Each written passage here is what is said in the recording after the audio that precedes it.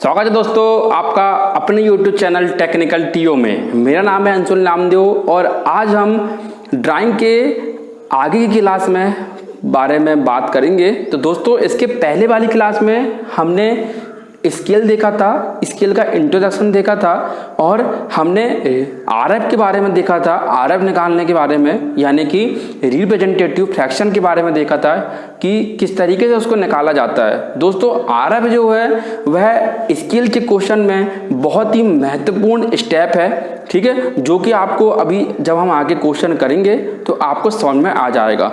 दोस्तों आज आरएफ को, रिप्रेजेंटेटिव फ्रैक्शन को हम तीन स्केल, मतलब कि जो हमने स्केल के तीन टाइप देखे थे, फुल स्केल, रिड्यूस स्केल और एनलार्ज स्केल में किस तरीके से निकाला जाता है, एक एग्जाम्पल के तौर पर हम आपको बताएंगे, जिससे आपको आरएफ निकालते बहुत अच्छे तरीके से बनने लगेगा। ठीक है दोस्तों, चालू करते हैं। दोस्तों कल इसके पहले वाली क्लास में हमने आरएफ को देखा था कि आरएफ होता क्या है। तो हमने आपको बताया था कि आरएफ बराबर लेंथ ऑफ द ड्राइंग बटे एक्चुअल साइज ऑफ ऑब्जेक्ट, यानी कि ड्राइंग में वस्तु का आकार और वस्तु का वास्तविक आकार दोनों के अनुपात जो होता है वो आरएफ कहलाता है।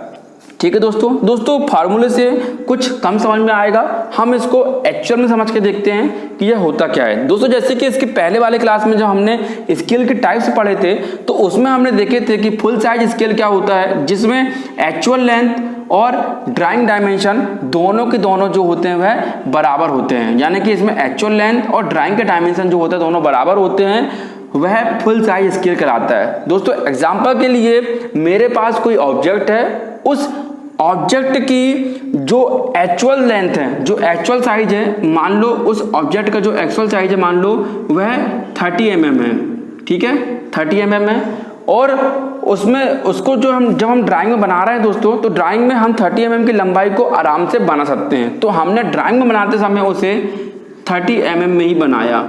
तो दोस्तों यदि हम इसका आरएफ निकालें तो आरएफ बराबर होता है ड्राइंग लेंथ बटे, आरएफ बराबर होता है लेंथ ऑफ द ड्राइंग बटे एक्चुअल साइज ऑफ ड्राइंग, यानी कि यदि अगर मैं यहाँ रखूँ तो यहाँ पर ड्राइंग लेंथ कितनी है 30 है, एक्चुअल साइज कितनी है 30 है। तो 30 से 30, क्योंकि दोनों के दोनों mm में है तो आसानी से कट हो जाएगा, तो यह 1/1, यानी कि जो फुल साइज स्केल का जो आरएफ आया वह 1:1 आया। ठीक है दोस्तों, इसको इस तरीके से ले सकते हैं कि इसका आरएफ जो आया वह 1:1 आया।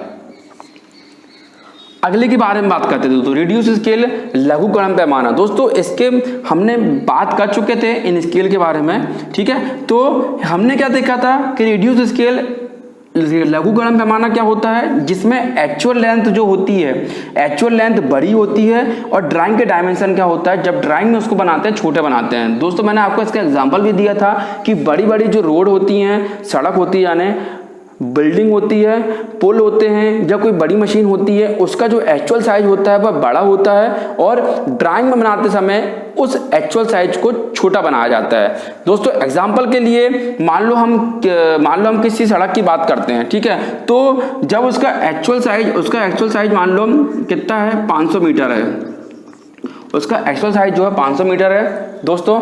और जो ड्राइंग पे जो लेंथ है वह हमने इसको माना कि यह सेंटीमीटर में मान लेते हैं या mm में मान लेते हैं कि यह जो लेंथ सेंटीमीटर में, मान लो हमने इसको 5 सेंटीमीटर में बनाया। ठीक है दोस्तों, तो यदि आरएफ की बात करें, ठीक है, आरएफ की बात करें तो आरएफ क्या होता है, ड्राइंग बटे एक्चुअल साइज ऑफ ऑब्जेक्ट। तो ठीक है दोस्तों, तो ड्राइंग लेंथ कितनी हो गई, यहाँ पर 5 सेंटीमीटर की हो गई।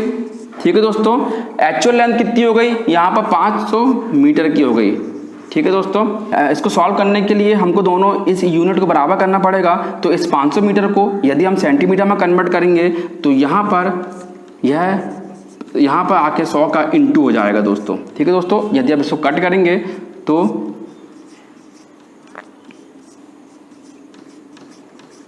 ठीक है दोस्तों, तो इस तरीके से यह आ गया आरएफ, 1/10,000 समथिंग आ रहा है दोस्तों। आप भी इसको निकाल के जरूर देखिएगा, ठीक है दोस्तों। तो यह हो गया रिड्यूस पैमाना, ठीक है दोस्तों। अब आगे बात करते हैं इनलार्ज पैमाने की। तो दोस्तों जब हमने स्केल के बारे में पढ़ा था, हमने यहाँ देखा था कि इनलार्ज पैमाना या वर्धमान स्केल क्या होता है, जिसमें एक्चुअल साइज जो होता है वह छोटा होता है और इसमें ड्राइंग डायमेंशन जो होती है वह क्या होती है, बड़ी होती है, ठीक है दोस्तों। एक्चुअल साइज छोटा होता है और ड्राइंग डायमेंशन बड़ी होती है। तो दोस्तों यदि हम इसके एक्चुअल साइज की बात करें, एग्जाम्पल के लिए हमने इसका एक्चुअल साइज मान लो यह जो है यह 15 mm का है, ठीक है दोस्तों। यह जो है 15 mm का है और हमने इसको ड्राइंग में बनाते समय मान लो हमने इसको 60 mm का बनाया, ठीक है दोस्तों। क्योंकि दोस्तों 15 mm की लंबाई का यदि हम कोई टूल्स बना रहे हैं तो वह समझ में नहीं आएगा, ठीक है। तो हम इसको ड्राइंग बनाते समय हमने इसको 60 mm का बनाया। दोस्तों RF का फार्मूला क्या होता है कि ड्राइंग पे वस्तु की माप बटे वस्तु की वास्तविक माप। तो ड्राइंग पे वस्तु की माप कितनी हो गई दोस्तों, हमने इसे 60 mm का बनाया था, ठीक है दोस्तों। और इसका एक्चुअल साइज कितना हो गया दोस्तों, 15 mm का। यह 15 mm का हो गया दोस्तों। क्योंकि यूनिट दोनों एक सी है, mm, तो यहाँ पर दोनों mm का कोई फर्क नहीं पड़ेगा, हम इसको डायरेक्ट काट सकते हैं। तो 15 एकम 15, 15 चौको 60। तो दोस्तों यहाँ पर RF निकल के आ गया 4:1, ठीक है दोस्तों।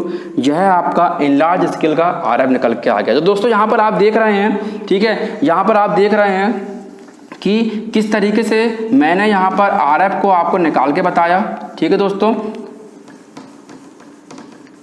कि किस तरीके से मैंने यहाँ आपको RF निकालते बताया दोस्तों यहाँ पर फुल साइज स्केल का आपको RF दिख रहा है कि 1:1, मतलब ये बराबर होता है 1:1 के अनुपात में आया, ठीक है दोस्तों। दूसरी बात, रेडियस स्केल का जो RF आया वो 1/10,000 आया, ठीक है दोस्तों। तो यानी कि मतलब कि इसका जो ड्राइंग का साइज होता है वह एक्चुअल साइज से क्या होता है दोस्तों, ड्राइंग का साइज जो होता है वह एक्चुअल साइज से क्या होता है, छोटा होता है, ठीक है दोस्तों। अलग ही दिख रहा है यहाँ पर। उसके बाद दोस्तों हमने इनलार्ज स्केल को देखा, वर्धमान पैमाने को देखा कि यहाँ पर जो इनलार्ज स्केल का जो RF आया वह 4:1 आया, ठीक है दोस्तों।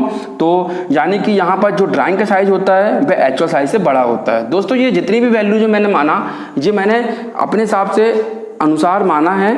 आप भी चाहते हैं, यदि आप भी इसको प्रैक्टिस करना चाहें तो दूसरी वैल्यू मानकर प्रैक्टिस कर सकते हैं, ठीक है दोस्तों। यह था आज की क्लास, जो है आपको RF को समझाने के लिए थी कि RF को किस तरीके से निकाला जाता है। दोस्तों इसके जब भी एग्जाम में स्केल वाला क्वेश्चन आता है तो उस स्केल वाले क्वेश्चन में आपको स्केल बनाने के लिए इस RF को यानी कि रिप्रेजेंटेटिव फ्रैक्शन को निकालते बनना चाहिए दोस्तों। क्योंकि यदि आपको यह निकालते नहीं बनेगा तो आप किसी भी तरीके से स्केल को नहीं बना सकते हैं। दूसरी बात दोस्तों, जब भी रिप्रेजेंटेटिव फ्रैक्शन निकालना रहता है स्केल वाले क्वेश्चन में, तो आपको यह पूरा के पूरा सॉल्व जो है वह ड्राइंग शीट में करना अनिवार्य होता है। क्योंकि बिना इस RF को निकाले या इसके सॉल्व को करे आप आगे के क्वेश्चन मतलब आगे क्वेश्चन में आगे नहीं बढ़ सकते, ना ही उसके स्केल को बना सकते हैं। तो दोस्तों यदि आपको आज की क्लास पसंद आई हो या किसी भी प्रकार का डाउट हो तो आप कमेंट सेक्शन में मुझे कमेंट करके पूछ सकते हैं। तो दोस्तों इसके आने वाली क्लास में हम इसके आगे के बारे में देखेंगे कि स्केल बनाने के लिए और किस चीज़ की इम्पोर्टेंस होती है, ठीक है दोस्तों। तो दोस्तों यदि आपको मेरी क्लास पसंद आई हो तो इसे लाइक करें और शेयर करें अपने दोस्तों के साथ और सब्सक्राइब करें हमारे टेक्निकल टीओ चैनल को, जिससे आने वाले वीडियो की नोटिफिकेशन आपको जल्द से जल्द मिल सके। धन्यवाद दोस्तों।